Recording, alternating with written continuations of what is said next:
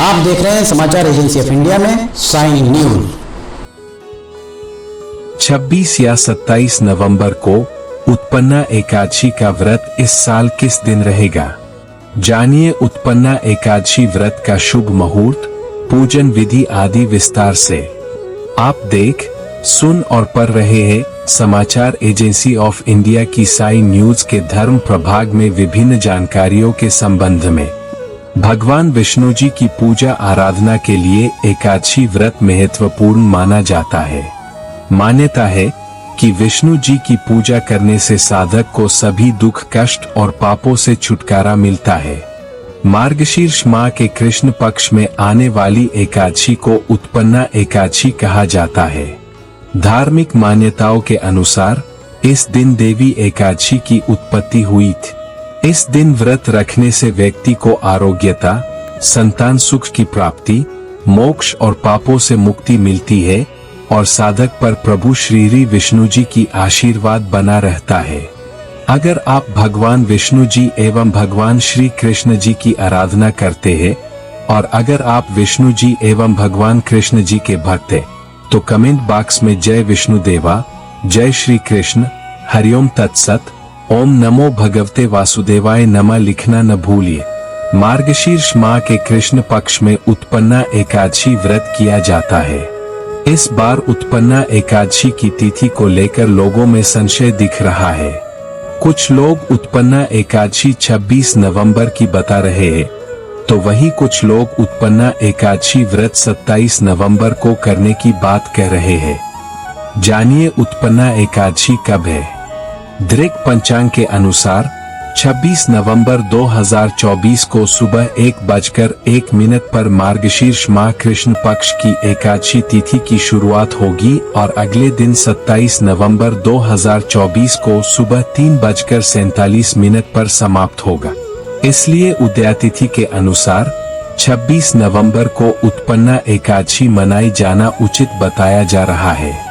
अब जानिए उत्पन्ना एकादशी 2024 व्रत पारण समय। एकादशी व्रत का पारण अगले दिन यानी द्वादशी तिथि में किया जाता है।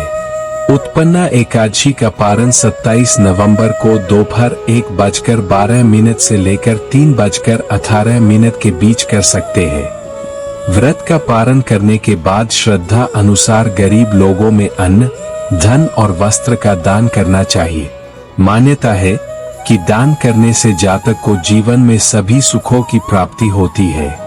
इस दिन का पंचांग जानिए। सूर्योदय सुबह 6:53 पर, सूर्यास्त शाम 5:24 पर, चंद्रोदय सुबह 3:13 से, चंद्रास्त दोपहर 2:26 पर, ब्रह्म मुहूर्त सुबह 5:05 से 5:59 तक, विजय मुहूर्त दोपहर 1:54 से 2:36 तक, गोजूली मुहूर्त शाम 5:21 से 5:49 तक, निशिता मुहूर्त रात्रि 11:42 से 12:36 तक रहेगा। इसके अलावा अब आपको अशुभ समय के बारे में बताते हैं। राहुकाल दोपहर 2:46 से 4:05 तक एवं गुलिक काल दोपहर 12:08 से दोपहर 1:27 तक रहेगा। उत्पन्ना एकादशी की कथा जानिए। जानकार विद्वानों के अनुसार पौराणिक कथाओं के अनुसार विष्णु जी के शरीर से ही देवी एकादशी की उत्पत्ति हुई थी। विष्णु जी योग निद्रा में सो रहे थे। दैत्य मुर उन पर आक्रमण ही करने वाला था। उसी समय विष्णु जी के शरीर से एक दिव्य स्वरूप वाली देवी प्रकट हुई। उन्होंने युद्ध में राक्षस मुर का वध कर दिया था, जिससे प्रसन्न होकर देवी को एकादशी का नाम दिया था और वरदान दिया था कि एकादशी देवी की पूजा करने से सुख सौभाग्य में वृद्धि होगी। इसलिए उत्पन्ना एकादशी के दिन प्रभु श्री विष्णु जी के साथ देवी एकादशी की भी पूजा अर्चना का महत्वपूर्ण मानी जाती है। कहा जाता है कि इस दिन व्रत पूजन से व्यक्ति को सभी सुखों और मोक्ष की प्राप्ति होती है। जानिए क्यों खास है उत्पन्ना एकादशी। हिंदू धर्म में एकादशी व्रत का बड़ा महत्व है। शास्त्रों के अनुसार हर माह 2 एकादशी आती है। एक कृष्ण पक्ष में और दूसरी शुक्ल कृष्ण पक्ष में। सभी धर्मों के नियम भी अलग अलग होते हैं। खासकर हिंदू धर्म के अनुसार एकादशी व्रत करने की इच्छा रखने वाले मनुष्य को दशमी के दिन से ही कुछ अनिवार्य नियमों का पालन करना चाहिए। इन दिनों कुछ चीजों को सेवन निषेध माना गया है। आइए जानते हैं कि क्या निषेध माना गया है। एकादशी के दिन यथाशक्ति अन्न दान करें, किंतु स्वयं किसी अन्य का दिया हुआ अन्न कदापि ग्रहण न करें। किसी कारणवश निराहार रहकर व्रत करना संभव न हो तो एक बार भोजन करें। इस दिन दूध या जल का सेवन कर सकते हैं। एकादशी व्रत में शकरकंद, कद्दू, आलू, साबूदाना, नारियल, काली मिर्च, सेंधा नमक, दूध, बादाम, अदरक, चीनी आदि पदार्थ खाने में शामिल कर सकते हैं। एकादशी का उपवास रखने वालों को दशमी के दिन मांस, लहसुन, प्याज, मसूर की दाल आदि निषेध वस्तुओं का सेवन नहीं करना चाहिए। एकादशी के दिन प्रातः लकड़ी का दातुन न करें। इस दिन वृक्ष से पत्ता तोड़ना वर्जित है।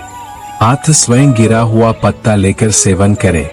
नींबू, जामुन या आम के पत्ते लेकर चबा ले और अंगुली से कंठ साफ कर ले। यदि यह संभव न हो तो पानी से 12 बार कुल्ले कर ले। एकादशी, ग्यारस के दिन व्रतधारी व्यक्ति को गाजर, शलजम, गोभी, पालक इत्यादि का सेवन नहीं करना चाहिए। एकादशी पर श्री विष्णु की पूजा में मीठा पान चढ़ाया जाता है, लेकिन इस दिन पान खाना भी वर्जित है। फलों में केला, आम, अंगूर, बादाम, पिस्ता इत्यादि अमृत फलों का सेवन करें। सूखे मेवे जैसे बादाम, पिस्ता आदि का सेवन किया जा सकता है। एकादशी तिथि पर जौ, बैंगन और सेमफली नहीं खानी चाहिए। इस व्रत में सात्विक भोजन करें। मांस, मदिरा या अन्य कोई भी नशीले पदार्थ का सेवन नहीं करें। प्रत्येक वस्तु प्रभु को भोग लगाकर तथा तुलसी दल छोड़कर ग्रहण करना चाहिए। पूजा अनुष्ठान हेतु उत्पन्ना एकादशी पर क्या करें? उत्पन्ना एकादशी के अनुष्ठानों का विवरण प्राचीन हिंदू ग्रंथों में मिलता है और कहा जाता है कि इन्हें भगवान शिव ने निर्दिष्ट किया था। भगवान श्री कृष्ण महाभारत के पांडव भाइयों में से एक युधिष्ठिर के प्रश्न का उत्तर देते समय अनुष्ठान के बारे में बताया कि उत्पन्ना एकादशी से एक दिन पहले, जो कृष्ण पक्ष की 10वीं तिथि है, व्यक्ति को दोपहर में अपने दांतों को अच्छी तरह से साफ करना चाहिए और सूर्यास्त के समय भोजन करना चाहिए। उत्पन्ना एकादशी के दिन प्रातःकाल व्रत रखने का संकल्प लेना चाहिए। व्रती को नदी, जो सबसे पवित्र मानी जाती है, या सरोवर में स्नान करना चाहिए और यदि दोनों उपलब्ध न हो तो तालाब के जल में स्नान करना चाहिए। स्नान करते समय व्यक्ति को अपने शरीर पर मिट्टी मलते हुए धरती माता से प्रार्थना करनी चाहिए। प्रार्थना है अश्वक्रांते, हे रथक्रांते, हे विष्णुक्रांते, हे वसुंधरे, हे मृत्तिके, अर्थात हे धरती माता, कृपया मेरे पिछले जन्मों के सभी संचित पापों को दूर करे ताकि मैं परम भगवान विष्णु के धाम में प्रवेश कर सकूं। पूर्ण समर्पण के साथ भगवान गोविंदा की पूजा करे और फूलों और अन्य चीजों के साथ एक उत्कृष्ट भोग ईश्वर को भोजन अर्पित करे। भगवान के सम्मान में घर पर एक दीपक जलाए। भगवान विष्णु का भजन गाए या स्तुति करे। पूरे दिन भगवान विष्णु की स्तुति का जप या गायन करे और व्रत के दौरान परम आनंदित रहे। पूरी रात पूरी चेतना के साथ जागते रहे। हो सके तो भगवान को प्रसन्न करने के लिए रात भर वाद्य यंत्र बजाते रहे। अगली सुबह व्यक्ति को ब्राह्मणों को दान देना चाहिए और उनसे आदर पूर्वक किसी भी अपराध के लिए क्षमा मांगनी चाहिए। जो लोग अगले दिन तक पूर्ण उपवास रखते हैं, उन्हें प्रार्थना करनी चाहिए, हे पुंडरीकाक्ष, हे कमलनेत्र भगवान, अब मैं भोजन करूंगा, कृपया मुझे आश्रय दे।